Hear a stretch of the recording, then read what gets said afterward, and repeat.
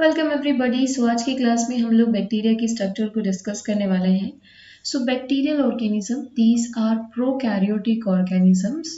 ठीक है, प्रोकैरियोटिक में वैसे तो हमारे बैक्टीरिया के साथ साथ और भी ऑर्गेनिजम्स आते हैं, जैसे आर्की बैक्टीरिया, यू बैक्टीरिया और हमारे mycoplasm, but bacteria are considered as a eubacteria because these are those organism which act as a true bacteria. ठीक है, सिंपलेस्ट जो बैक्टीरिया के फीचर्स है वो इनके पास है, इसलिए हम इनको यू बैक्टीरिया कह देते हैं। ठीक है, प्रोकैरियोट्स क्या होते हैं? देखो, इस नाम को समझिए, प्रोकैरियोट्स। इसको मैं अगर यहाँ से दो वर्ड में तोड़ लूँ तो मैं इसको ऐसे लिख सकती हूँ, प्रो और कैरियोटिक। प्रो का मतलब होता है बिफोर एंड कैरियोटिक का मतलब होता है न्यूक्लियस। यानी कि बिफोर न्यूक्लियस, न्यूक्लियस से पहले जो स्ट्रक्चर आपकी बनी थी, यानी कि न्यूक्लियर फॉर्मेशन से पहले जो ऑर्गेनिजम्स बने, जो स्ट्रक्चर बनी, उनको हम लोग प्रोकैरियोट्स कह देते हैं। ठीक है, अब आपको पता है कि जो हमारे यूकैरियोटिक ऑर्गेनिजम्स होते हैं, यूकैरियोटिक को टर्म को समझिए, यू का मतलब होता है ट्रू, कैरियोट का मतलब है न्यूक्लियस, यानी कि ये वो ऑर्गेनिज्म है जिनके पास ट्रू न्यूक्लियस प्रेजेंट है। बट हमें पता है हमारे बैक्टीरिया, इनके पास ट्रू न्यूक्लियस नहीं होता, इसलिए प्रोकैरियोटिक वो ऑर्गेनिजम्स होते हैं जो न्यूक्लियस की फॉर्मेशन से पहले बने थे, इसलिए हम इन्हें क्या कहते हैं? प्रोकैरियोटिक ऑर्गेनिज्म और द यू बैक्टीरिया, बिकॉज इनके पास न्यूक्लियस नहीं होता, न्यूक्लियस के जैसा कोई भी स्ट्रक्चर नहीं होता। ठीक है, क्योंकि मैंने आपको पहले भी कहा है कि बायोलॉजी में चीजें आपको रटनी नहीं पड़ती अगर आप टर्म्स को समझ लेते हैं तो। अगर आपको इन जनरल मीनिंग पता चल जाए तो आपके आधे फीचर वहीं से क्लियर हो जाते हैं। ठीक है, so bacteria these are considered as eubacteria क्योंकि इनके पास ये ट्रू बैक्टीरिया होते हैं, बैक्टीरियल वाले सारे फीचर्स हैं। ठीक है, प्रोकैरियोटिक इनको इसलिए कहा जाता है क्योंकि इनमें न्यूक्लियर नहीं होता, न्यूक्लियर स्ट्रक्चर नहीं होती। अब बात ये आती है अगर इनके पास न्यूक्लियस नहीं है तो न्यूक्लियस क्या करता है? जेनेटिक मटेरियल को स्टोर करता है। तो बैक्टीरिया का जेनेटिक मटेरियल स्टोर कहाँ होगा? ये सारी चीजें हम बैक्टीरिया की स्ट्रक्चर से समझेंगे। ठीक है, सबसे पहले हम यहाँ पे ड्रॉ कर लेते हैं। मान लीजिए हमारे पास ये हमारा बैक्टीरियल स्ट्रक्चर है। ठीक है, थोड़ा सा चलिए इसको और बड़ा बना लेते हैं ताकि अच्छे से हम लोग इसकी स्ट्रक्चर के अंदर जो जो चीजें हमारी प्रेजेंट होगी उन सभी को कंसिडर कर पाए। देखिए, बैक्टीरिया का स्ट्रक्चर वेरी करता है। बैक्टीरिया आपके स्पाइरल शेप के हो सकते हैं, बैक्टीरिया कोकस शेप के हो सकते हैं, बैक्टीरिया आपके रॉड शेप के हो सकते हैं। So it depend. बैक्टीरिया आपके राउंडेड, या हमने कहा ना कोकस तो वही हो गया, राउंडेड हो सकते हैं। बैक्टीरिया का शेप आपका इलोंगेटेड स्ट्रक्चर हो सकता है, फिलामेंट के जैसा स्ट्रक्चर हो सकता है। So it depend. आपके बैक्टीरिया मॉर्फोलॉजिकली बहुत ज्यादा डाइवर्सिटी शो करते हैं, हाईली डाइवर्स है। हाईली डाइवर्स ना भी कहें तो हम इतना जरूर कह सकते हैं कि इनके अंदर हमें अलग अलग तरीके की मॉर्फोलॉजी देखने को मिलेगी। कुछ बैक्टीरिया स्पाइरल शेप के होंगे, कुछ रॉड शेप के, कुछ कोमा शेप के भी होंगे, है ना। तो ये इनका मॉर्फोलॉजिकल फीचर हुआ। हमने इन जनरल एक बैक्टीरिया ले लिया।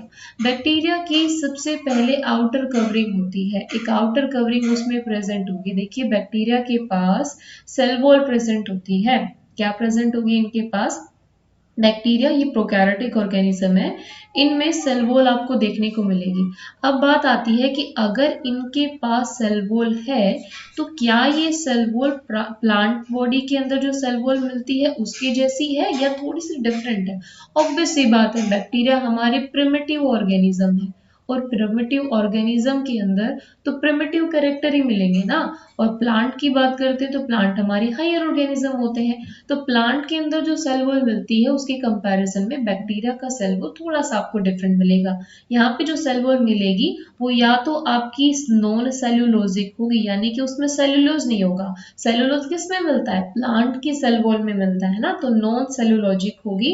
किसकी बनी होगी? अगर ये सेल्यूलोज की नहीं बनी है तो ये बनी होती है पॉलीसेकेराइड की, पॉलीसेकेराइड। और पॉलीसेकेराइड के साथ में कुछ अमाइनो एसिड्स होते हैं या हम कह सकते हैं कुछ पेप्टाइड्स होते हैं जो इसकी सेल वॉल का फॉर्मेशन करते हैं। ठीक है, अब मान लीजिए ये इसका सेल वॉल है। ठीक है, अब इसका सेल वॉल, इसमें मान लीजिए ये हमारा सेल वॉल हो गया, इसके सेल वॉल के बाहर एक कैप्सूल का लेयर भी प्रेजेंट होता है। ठीक है, ये कैप्सूल का लेयर आपको नजर भी आ सकता है, नहीं भी आ सकता, क्योंकि ये ट्रांसपेरेंट हो सकता है। ठीक है, ये कैप्सूल का लेयर है, इसको हम कहेंगे कैप्सूल लेयर। अब बात आती है ये कैप्सूल लेयर क्यों प्रेजेंट है प्रोकैरियोटिक ऑर्गेनिज्म में, और प्रेजेंट है तो इसका कंपोजिशन क्या है। देखिए कैप्सूल जो है, अगर इसका कंपोजिशन मैं यहां से बताऊं तो कैप्सूल बेसिकली आपके ग्राम पॉजिटिव बैक्टीरिया में प्रेजेंट होता है मेनली। ठीक है, और कैप्सूल का काम क्या होगा, ये आपका जिलेटेनियस मटेरियल का बना होगा, तो हम कह सकते हैं जिलेटेनियस मटेरियल भी कैसा, पॉलीसेकेराइड। सेकेराइड यूनिट का मतलब समझते हो, कार्बोहाइड्रेट्स किसके बने होते हैं, मोनोसेकेराइड्स यूनिट के। बहुत सारी मोनोसेकेराइड यूनिट मिलके पॉलीसेकेराइड्स बना देती है, तो उसी कार्बोहाइड्रेट्स के पॉलीसेकेराइड यूनिट का बना होता है कैप्सूल। और इसमें पॉलीसेकेराइड के साथ साथ पॉलीपेप्टाइड्स भी होते हैं, यानी कि पेप्टाइड यूनिट भी इसमें प्रेजेंट होगी। ठीक है, अब ये तो हो गया इसका कंपोजिशन। कैप्सूल का फंक्शन क्या होगा, बैक्टीरिया बहुत ही सिंपल से ऑर्गेनिज्म है, बेचारे अपने आप को प्रोटेक्ट कैसे करेंगे, अगर इनके पास कोई डिफेंस मैकेनिज्म थोड़ी होता है, लेकिन इन्हें इन्वेडर से, पैथोजन से अपने आप को प्रोटेक्ट भी तो करना है। तो बैक्टीरिया कैसे प्रोटेक्ट करता है, इस कैप्सूल लेयर से। ये कैप्सूल लेयर बैक्टीरिया को प्रोटेक्ट करती है। कैसे प्रोटेक्ट करेगी कि ये इसको, एक तो सरफेस के ऊपर देखो, एक तो ये प्रोटेक्शन इसका फंक्शन हो गया पहली चीज, क्योंकि कुछ स्पेसिफिक टाइप के टॉक्सिन भी यहाँ से आपकी कैप्सूल लेयर से रिलीज होते हैं, पता है आपको। फिर प्रोटेक्शन का काम करेगी, प्रोटेक्शन के साथ साथ ये बैक्टीरिया को सरफेस एडेरेंस, सरफेस एडेरेंस का मतलब सरफेस पे अटैच करने में हेल्प करेगी। मान लो बैक्टीरिया को, अब यही मान लीजिए बैक्टीरिया रिप्रोडक्शन परफॉर्म करते हैं, कैसे करते हैं, उसके 3 मेथड होते हैं इनके अंदर। एक होता है इनमें कॉन्जुगेशन, कॉन्जुगेशन ही हम लोग यहाँ पे अभी देख लेते हैं। कॉन्जुगेशन में होता क्या है, दो बैक्टीरिया एक दूसरे के साथ ज्वाइंट होते हैं, इनके सरफेस के ऊपर स्पेसिफिक स्ट्रक्चर प्रेजेंट होती हैं। वो स्पेसिफिक स्ट्रक्चर्स क्या होती है, सेक्स पिलाई प्रेजेंट होंगी। ये सेक्स पिलाई क्या करेंगी, ये सेक्स पिलाई इनको अटैचमेंट प्रोवाइड करेगी, और उन सेक्स पिलाई की हेल्प कौन करेगा, कैप्सूल लेयर हेल्प करेगी, क्योंकि वो अडहेरेंस में हेल्प करेगा। ठीक है, तो इनके सरफेस के ऊपर बहुत सारी सेलुलर अपेंडेज होती है, उनमें से सेक्स पिलाई एक है, और जिसके पास सेक्स पिलाई होती है वो बैक्टीरिया कॉन्जुगेशन मेथड के थ्रू रिप्रोडक्शन परफॉर्म कर सकती है। ठीक है, पर ऑफ कोर्स हम लोग पहले स्ट्रक्चर को समझ लेते हैं, उसके बाद इनके रिप्रोडक्शन की बात करेंगे। तो हमने क्या कहा, सबसे पहले इसकी आउटर कवरिंग प्रेजेंट होती है जिसे हम कहते हैं कैप्सूल। ये ट्रांसपेरेंट सा आपका लेयर होता है, क्योंकि जिलेटेनियस है ना, जेल लाइक स्ट्रक्चर का बना होगा, तो जिलेटेनियस मटेरियल की आउटर स्ट्रक्चर होगी, ट्रांसपेरेंट से कवरिंग होगी। ठीक है, फिर उसके बाद इसमें बहुत सारे सेलुलर अपेंडेज भी प्रेजेंट होंगी। अच्छा, पहले कवरिंग कवर लेते हैं। पहले कैप्सूल हो गया, उसके अंदर हमारा हो गया सेल वॉल, और सेल वॉल के अंदर एक प्लाज्मा मेम्ब्रेन प्रेजेंट होगा। तो मान लीजिए मैंने यहां से ये हमारी प्लाज्मा मेम्ब्रेन की लेयर प्रेजेंट हो गई। ठीक है,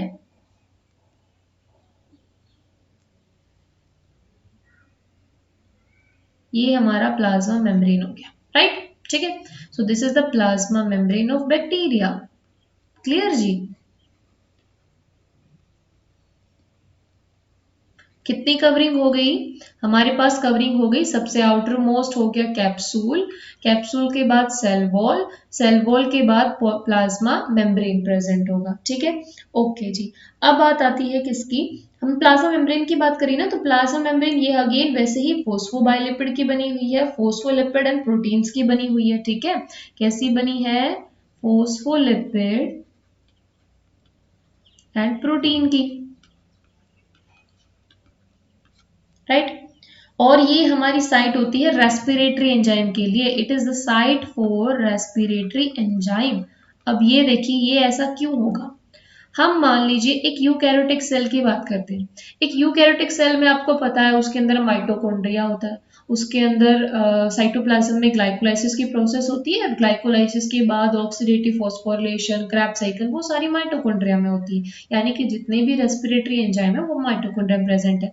बेचारे बैक्टीरिया के पास कोई स्पेसिफिक ऑर्गन तो होता नहीं है, तो ये कहाँ पे रेस्पिरेशन परफॉर्म करेंगे? इन्हें भी तो कोई ना कोई साइट चाहिए, कहीं तो ये रेस्पिरेशन परफॉर्म करेंगे ना। तो इनका जो मेम्ब्रेन होता है यानी कि प्लाज्मा मेम्ब्रेन, इसी के ऊपर ही सारे रेस्पिरेटरी एंजाइम्स प्रेजेंट होते हैं, इसलिए इसी लोकेशन के ऊपर ही वो अपना रेस्पिरेशन परफॉर्म करेंगे। क्लियर हो गया? ठीक है। अब थोड़ा सा अंदर जाते हैं कि इसके अंदर एक्चुअल में होता क्या है। 3 कवरिंग हमने कर ली, कवरिंग के बाद इसके साइटोप्लाज्म में देखते हैं। तो बैक्टीरिया का जो साइटोप्लाज्म है, इस प्लाज्मा मेम्ब्रेन के अंदर जितना भी मटेरियल भरा हुआ है वो सारा साइटोप्लाज्म है। यानी कह सकते हैं बैक्टीरिया का साइटोप्लाज्म ये अंदर जो प्रेजेंट है, दिस इज साइटोप्लाज्म। साइटोप्लाज्म का कंपोजिशन क्या होगा? एक प्रोकैरियोटिक सेल की साइटोप्लाज्म का कंपोजिशन होगा कि 80% of this cytoplasm is made up of water. ठीक है, 80% इसमें वाटर होगा। वाटर के साथ इस साइटोप्लाज्म में प्रोटीन्स प्रेजेंट होंगे। प्रोटीन के साथ इसमें कार्बोहाइड्रेट प्रेजेंट होंगे, क्योंकि भैया इनके पास कोई स्पेसिफिक ऑर्गन थोड़ी प्रेजेंट है, तो जो भी कुछ होगा वो सारा साइटोप्लाज्म में होगा। कार्बोहाइड्रेट के साथ सारे एंजाइम्स इसी रीजन में प्रेजेंट होंगे, है ना। ऑर्गेनिक आयंस इसी रीजन में प्रेजेंट होंगे।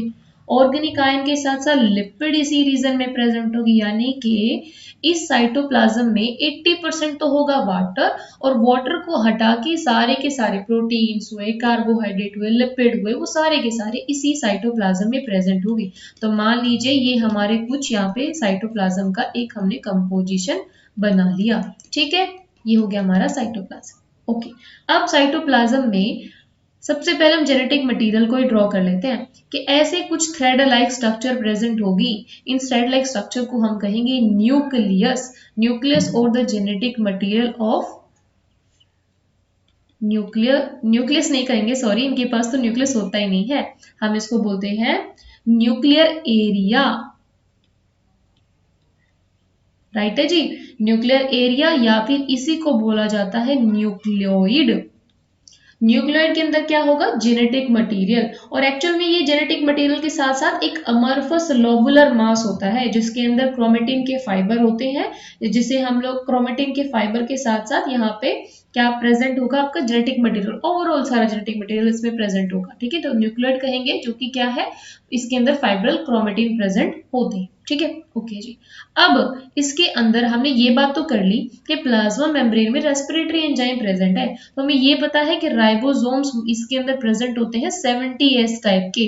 बैक्टीरिया की बॉडी में जो राइबोसोम्स है, these are 70S type of ribosome. 70S type, right. So ribosome 70S type of ribosome consist of, इसमें RNA होगा, साथ साथ इसमें प्रोटीन्स होंगे, right. Ribosomes are the protein machinery. Protein का जितना भी फॉर्मेशन है, प्रोटीन तो भैया बैक्टीरिया को भी चाहिए ना। प्रोटीन क्या करते हैं? These are the functional unit, of function perform करेंगे, तो बैक्टीरिया को भी तो प्रोटीन चाहिए। सो वो बैक्टीरिया की प्रोटीन राइबोसोम ही सिंथेसाइज करेगा। अब हमें इसका सेल वॉल का नेचर तो मैंने आपको बताया नहीं, तो देखिए सेल वॉल का नेचर कैसा होता है।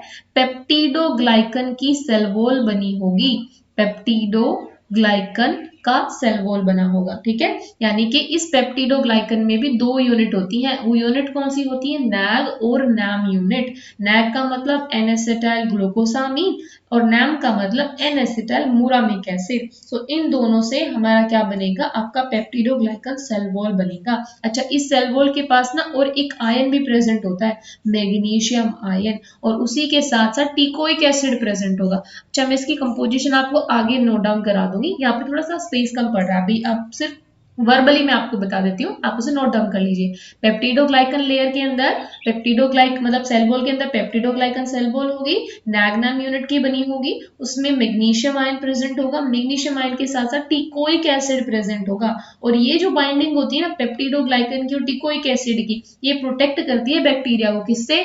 थर्मल इंजरी से। ठीक है, तो अभी हमने क्या देखा?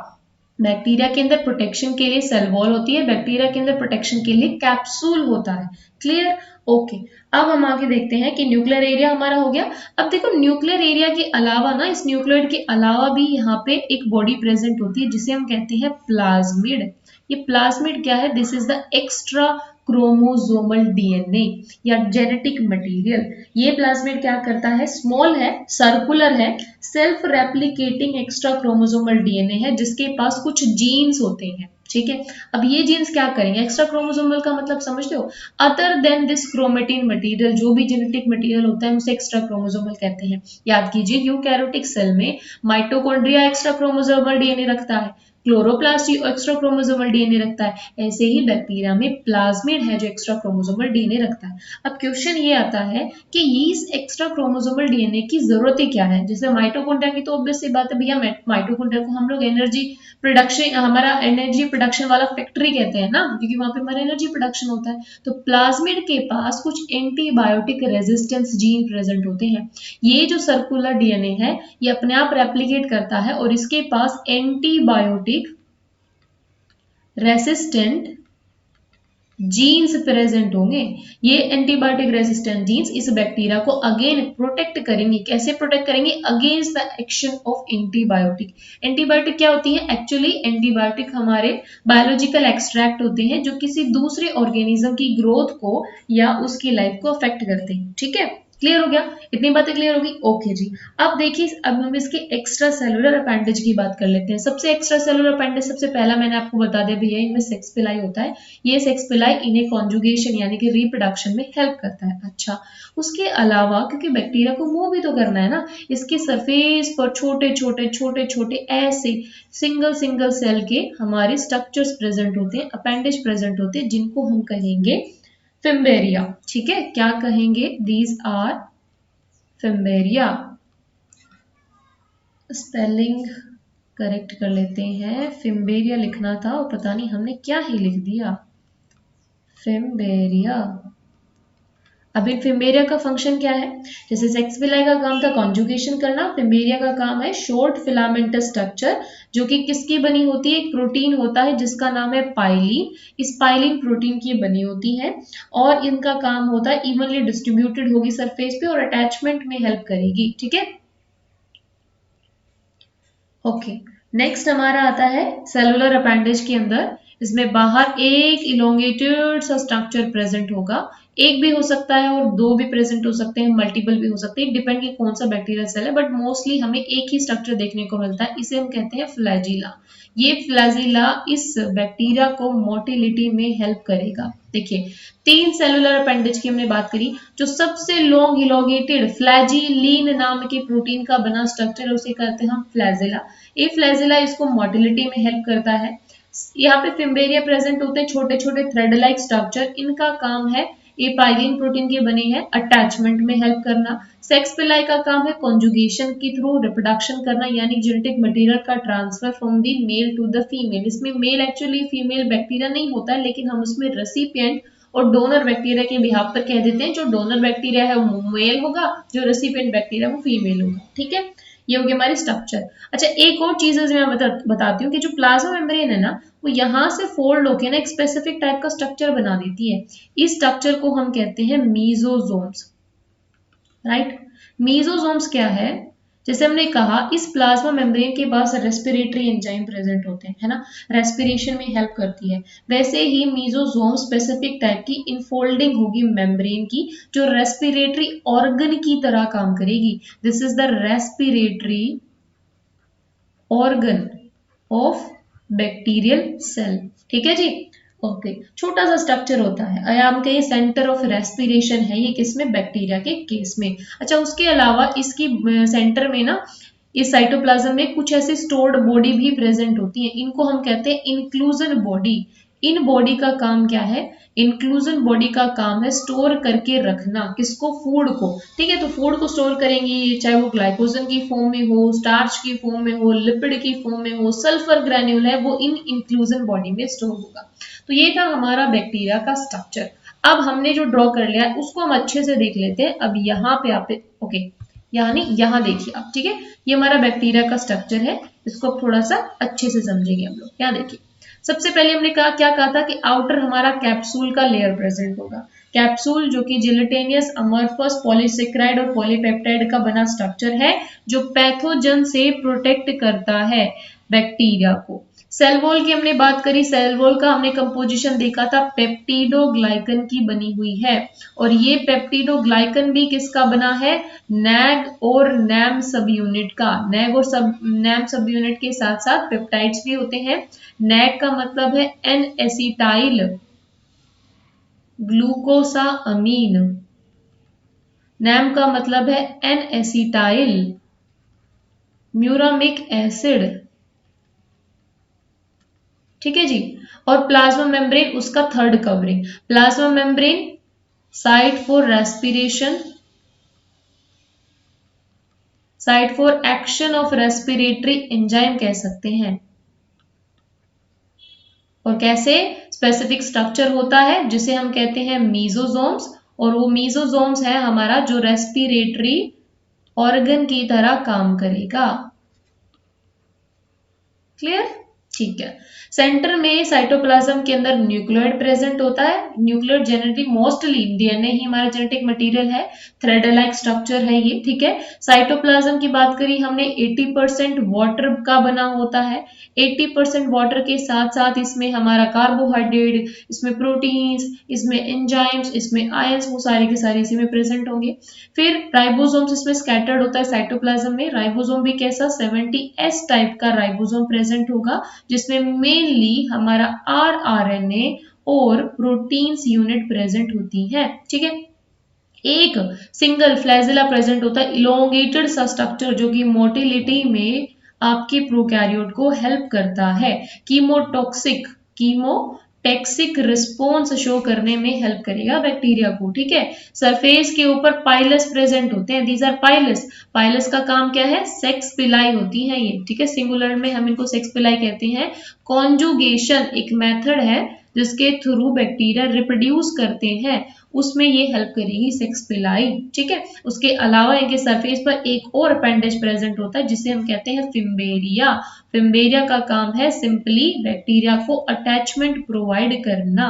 क्लियर है जी, ठीक है।